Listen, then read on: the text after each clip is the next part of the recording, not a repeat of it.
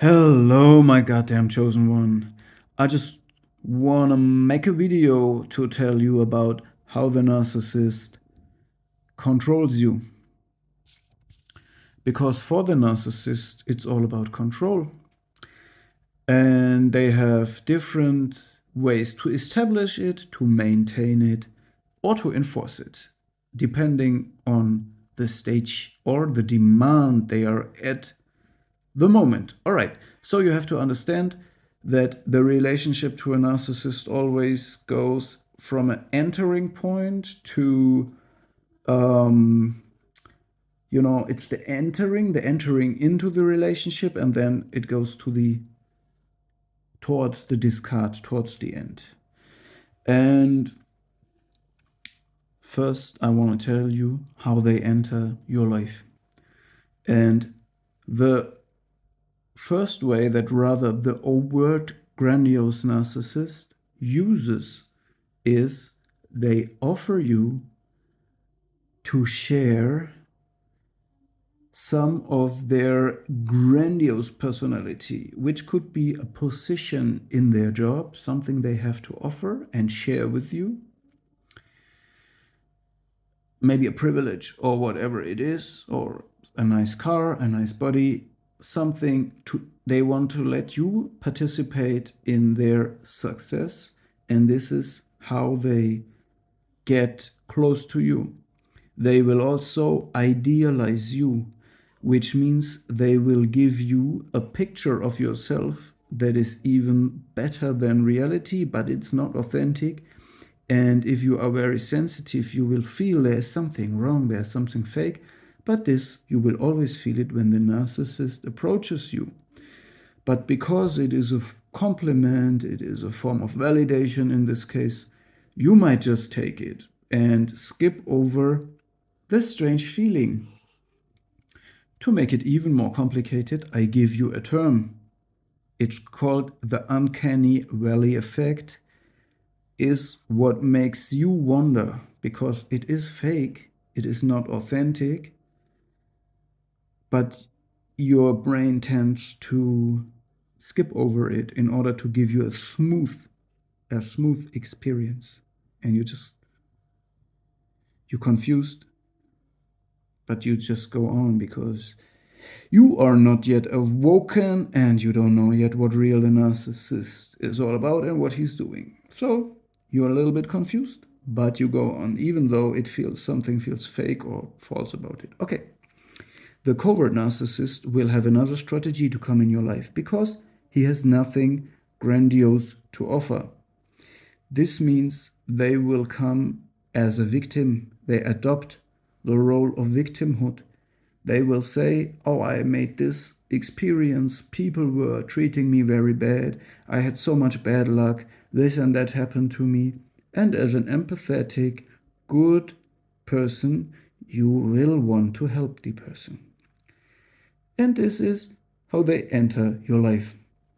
And then again, the idealization will kick in order to release dopamine in your brain. So they control you via dopamine release in your brain. And one way to release dopamine is via idealization of you or letting you participate in their greatness. So they have a false self. They present that false self to you in a sometimes convincing way. And when you believe it, the narcissist will believe it and it will be perfect. And you both will have a dopamine rush. Now, what you will learn is that for the narcissist, it doesn't matter whether you give the narcissist positive validation and emotion or negative. The narcissist always extracts something from it. All the narcissist wants is authentic emotion because he cannot generate it. So the narcissist doesn't matter whether you love, for the narcissist, it doesn't matter whether you love him or you hate him or you're angry with him or you're crying because of him. The only thing that matters is that you react to him and invest emotions. The narcissist is not committed, not invested. He just extracts from you. Okay? So you will find out that the narcissist also controls you via restricting that dopamine from you. So he can give it to you or he can take it away from you. And as long as you let yourself be controlled by this behavior, the narcissist has the upper hand. But if you start to refuse taking the bait, the dopamine release, or to accept the restrictions, if you want to be your own sovereign personality, the narcissist fears to lose control, and then you enter the stage of the end of the discard, of the devaluation. And in this time, the narcissist will also use his other tools to control you, which can involve triangulation methods, which means they bring in other persons to control you, to have certain effects on you. Or they will also use probably coercive control in order to keep their grip on you.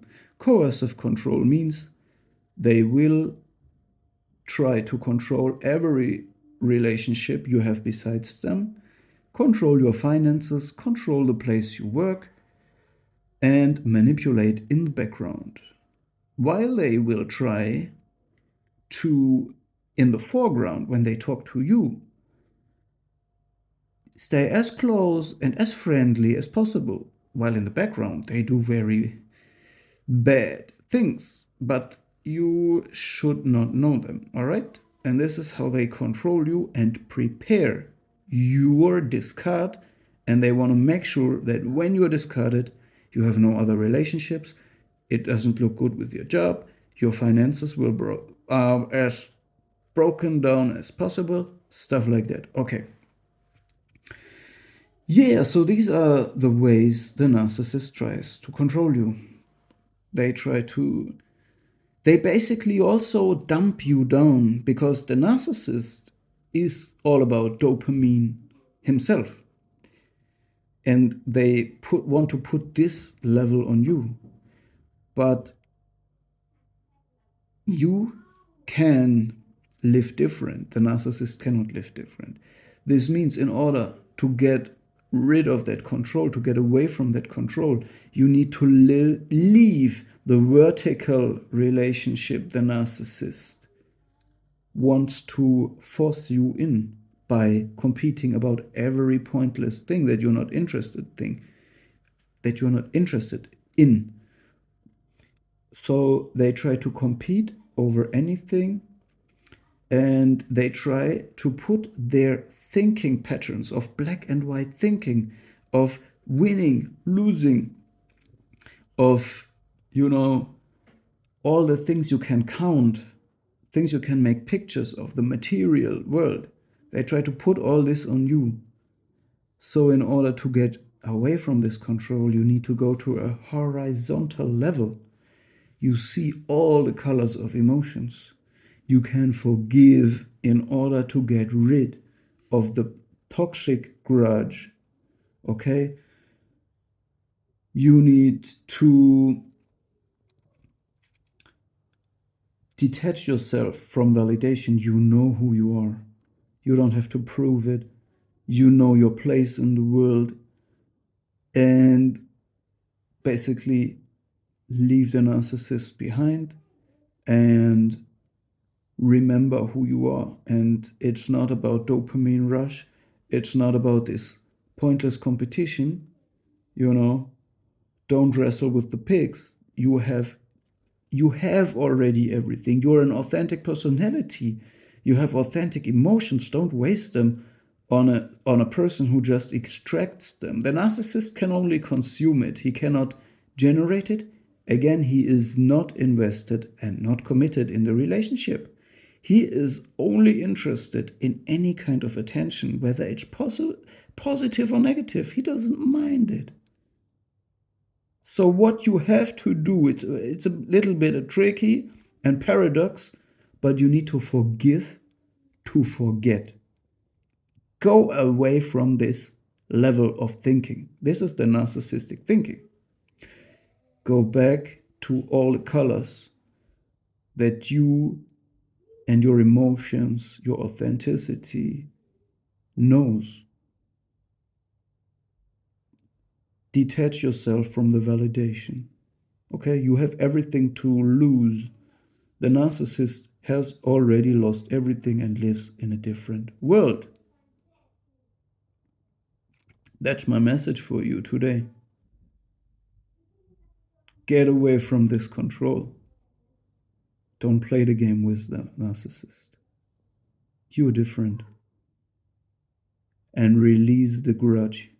The grudge will bring you in the vertical hierarchy.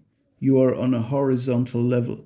The narcissist cannot be on that level.